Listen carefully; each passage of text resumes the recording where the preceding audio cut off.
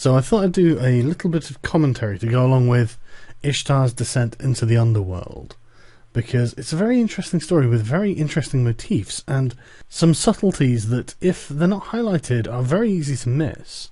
One thing I notice about the initial paragraph describing the land of darkness, the house of shadows, the house with no exit, the road with no turning, the house without light, the place where dust is their nourishment and clay is their food. It's an incredibly efficient way of describing desolation, a place of absolute despair and hopelessness. This is a place where anyone in their right mind would turn around and run for the hills as far away as they can get. But instead, Ishtar just strides boldly up to the gate and demands the gatekeeper let her in, or she's going to smash the place up, resurrect the dead, and let them overrun the earth. This gives us an ample demonstration of Ishtar's power.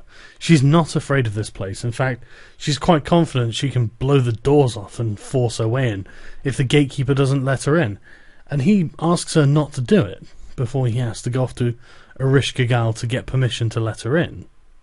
And when he goes to Ereshkigal, the goddess of the dead, the ruler of the underworld, the goddess of the dead trembles like a tamarisk. As one cuts a reed, she shook. She's afraid. And what's interesting is some of the symbolism that the Sumerians used, and the Akkadians, and the Assyrians, for the way they describe emotions. What has moved to her heart means the seat of her intellect, and what has stirred her liver means the seat of her emotions. So when they say the heart, they actually mean the brain, and for us. And when they say the liver, they actually mean the heart for us. It's important to remember that Ereshkigal isn't an evil deity or something. She does say, "I weep for the men who have left their wives. I weep for the wives torn from the embrace of their husbands, and I weep for the little ones cut off before their time." She's doing her job. She's performing a function. She's not operating out of malice. So when the gatekeeper lets her in, it's a wonderful symbol for death in humans. He lets her through each gate, and through each gate he removes a trapping of power. The first one is the crown, the second one is her wealth, and the third one more wealth, the ornaments of her breast, the girdle of her body, the spangles off her feet, and finally her loincloth, until she is naked, and there is no difference between her and the lowliest peasant. For such are the decrees of Ereshkigal. After arriving, Ishtar attacks Ereshkigal, and I don't really know what's happening. They seem to be having some sort of fight. So Ereshkigal tells Namtar, her messenger, to go and imprison her in her palace, send her diseases, make her suffer. But it doesn't really explain in the text why Ishtar does this. But then it says, after the lady Ishtar had gone down into the land of no return, the bull did not mount the cow, the ass did not approach the she-ass. To the maid in the street no man drew near. All sexual activity stopped, which is exactly in keeping with what we know about Ishtar, because Ishtar is the goddess of fertility, love, war, and sex. Now, this is very troubling for the rest of the gods, because the earth is an important place for them. This is one of the reasons why, on first arriving at the gates, Ishtar says, "Look, I'm going to raise the dead, and bring them up to overrun the earth and eat the living if you don't let me in." So when Ishtar is down in the underworld and all sexual activity ceases, it becomes a concern for the gods, which is why Papsukal goes to Ea and says, "Hey, we have a problem.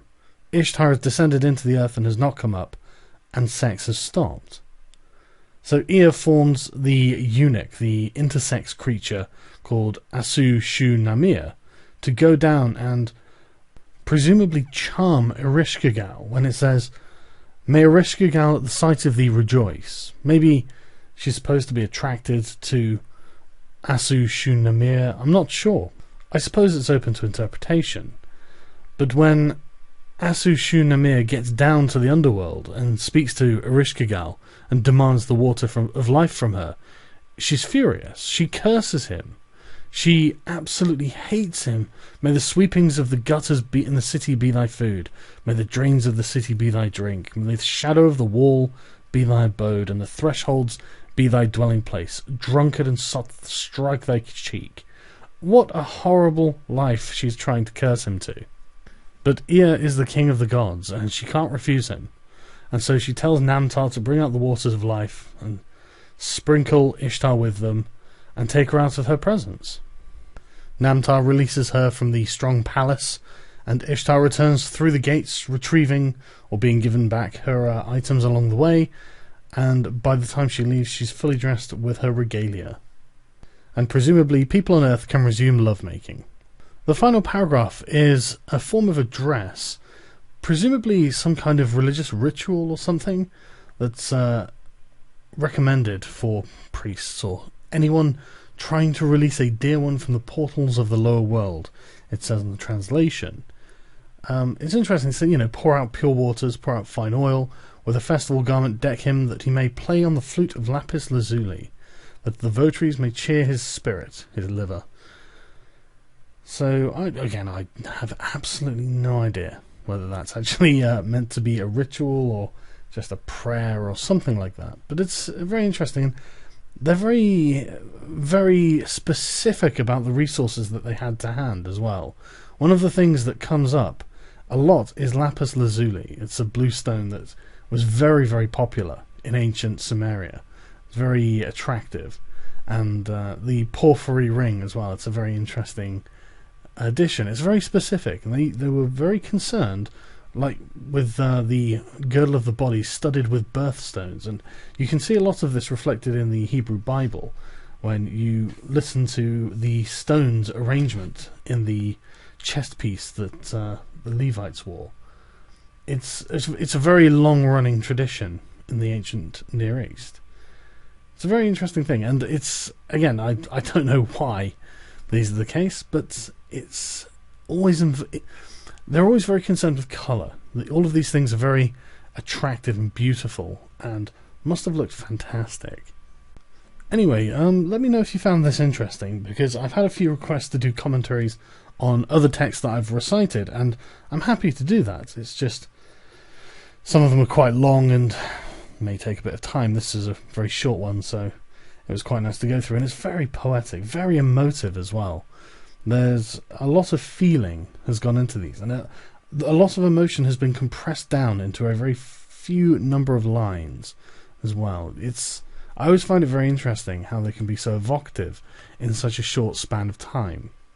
But anyway, yeah, let me know how you enjoyed this, and if you think I should do this for the other ones, I certainly will.